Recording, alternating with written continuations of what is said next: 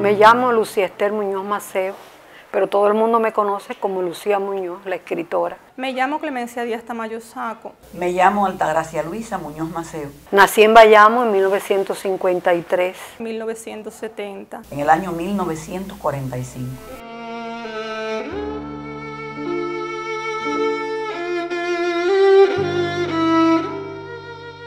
Mi apellido, o sea, los Tamayo, llegaron a esta ciudad junto con el adelantado Diego Velázquez en la guerra de la conquista y de la pacificación. Ahí llegó Rodrigo de Tamayo, de ahí proceden los Tamayos hasta la actualidad. O sea que tenemos más de 500 años de estar en esta villa de San Salvador. Pertenezco a una de las familias más antiguas de la ciudad. Soy descendiente de Manuel Muñoz Cedeño, el músico director de la banda municipal que instrumentó la versión original del himno nacional cubano. Mi familia es una familia de raigambre mambisa, identificada siempre con el momento histórico que le ha correspondido vivir. Las primeras nociones de qué fue una guerra, para qué, yo las tuve a través de mi familia, específicamente de una tía de mi papá. Altagracia de los Reyes Muñoz Peña, que fue una joyita de la vida que duró más de 100 años. Falleció cerca de los 115 años más o menos tenía cuando murió.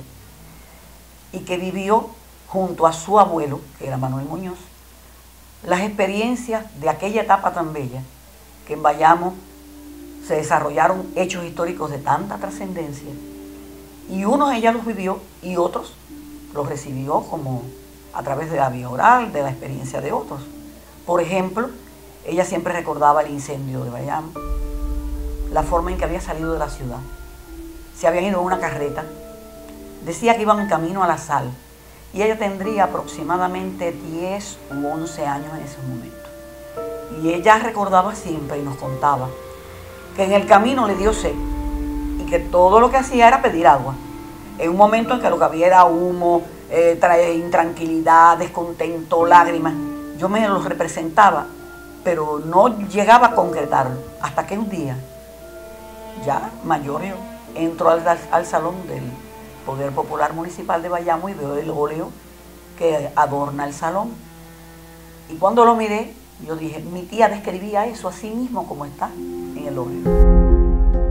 Al sentir en tus párpados el frío y el temblor de la muerte, oh Padre mío, has debido morir desesperado.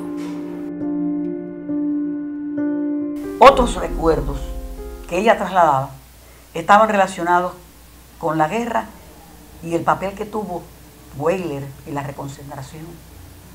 Pero eso a ella la minó tanto que cuando hablaba de eso decía, ay, Altagracia, es que se morían de hambre.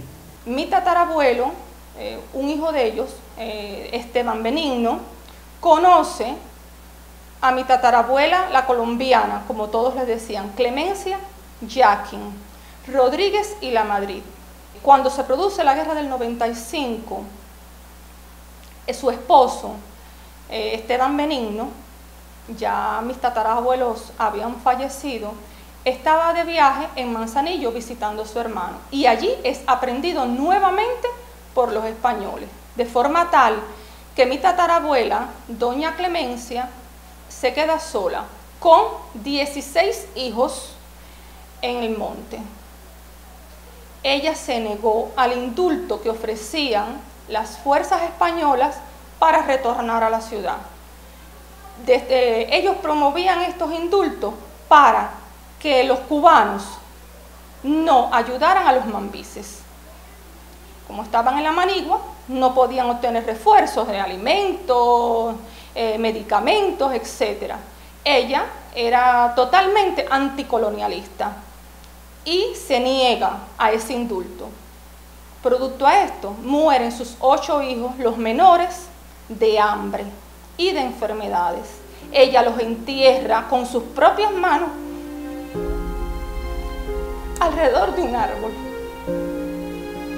Ella le contaba a mi abuela que no tenía lágrimas, porque enterró con sus propias manos a sus 8 hijos.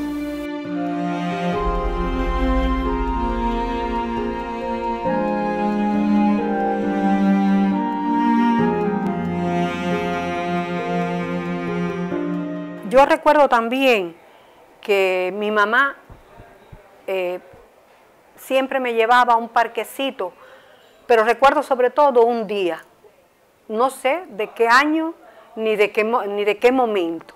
Yo sé que fue el primer día en que yo me di cuenta de que esa persona que nosotros íbamos a ver, con la que íbamos a conversar, estaba vestido de manera diferente, con una guayabera y tenía aquí una medalla con la bandera cubana. Y yo le dije, mamá, ¿quién es él? ¿Por qué él se viste así?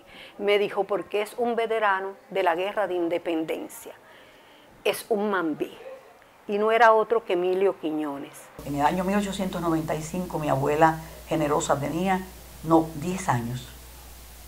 Y fueron víctimas de una epidemia de viruela. Y en su casa, su familia, le dio viruela. Y su mamá murió de la viruela. Y a ella la viruela le afectó la vista. Y mi abuela nunca tuvo una visión clara. Esa es una secuela dolorosa. Pero a ella la hizo crecerse porque junto a su papá se ocupó de sus hermanos. Y ya en el 1912 aproximadamente, cuando la Guerra de los Negros, ellos siguen viviendo en la finca Maceo. Y los negros de la Piedra de Yao son perseguidos por el ejército. Y ella los protege en su casa. Cuando el sargento que los venía persiguiendo entra para aniquilarlos, para matarlos, ella le dice, los va a prender por encima de mi cadáver, y los protege con su propia vida. Cuentan que en el fondo de su casa, en el patio, vivió durante muchos años uno de estos negros de apellido Duani, que ella protegió hasta el final.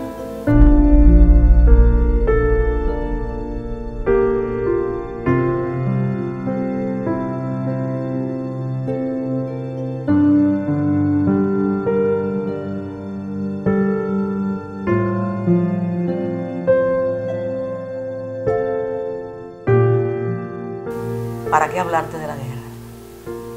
Eso parece hoy una película. Cuando los casquitos llegaban a Camilo Cienfuegos, en aquella época decían Cayo Confite, venían en tanques, en camiones, en jeep. Era un ejercicio militar lo que hacían. Cerraban todos los cruceros de la línea, es decir, desde el ferrocarril, desde la estación de ferrocarril hasta el cementerio. Todos los cruceros los cerraban. Los cerraban con una posta y a veces ponían un tanque. Y entonces entraban al barrio con todo ese equipamiento militar hasta donde llegar, hasta la malaria. Y yo recuerdo con mucha claridad en una oportunidad que sacaron a todos los hombres de la casa. Y había una vecina nuestra de enfrente que tenía a su hermano, ella era jovencita, que tenía a su hermano enfermo, con fiebre, una fiebre muy alta. Él era un muchacho muy fuerte y lo sacaron en empujones, lo sacaron y ella le fue arriba al casquito. Y por poco el casquito le pega con el fusil. Mi bisabuelo, en esta misma guerra, uno de sus hijos, llamado Esteban Tamayo Argote, estaba combatiendo en Barrancas a una pequeña fuerza española. Él era un hombre muy alto y blanco y parece que representaba un punto focal. Sus ayudantes lo combinan a que se agache, a que se tire al suelo, y él dice, los hombres pelean de pie. Una bala le atraviesa la nuca. Mi bisabuelo los premia a los dos ayudantes que rescatan el cuerpo y les entrega a uno de ellos de apellidos Rojas, solamente a él se le entregó 6 caballerías de tierra. Yo recuerdo un poema de Izaguirre, de José María Izaguirre, que él le escribe al Boniato, por lo importante que era esa vianda para la alimentación de las tropas. Y es un canto al Boniato, y es muy hermoso. Yo no puedo olvidar nunca el bombardeo de Isa. Si desde la calle donde yo vivía se veía cómo caían las bombas. Y cómo, yo no olvido, cómo las mujeres mayores se asomaban a la puerta de la calle y lloraban y pedían que misericordia. Dios mío, pero ¿qué es esto? Pero van a acabar con... Así era el momento, aquel fue un momento muy duro en Bayamo.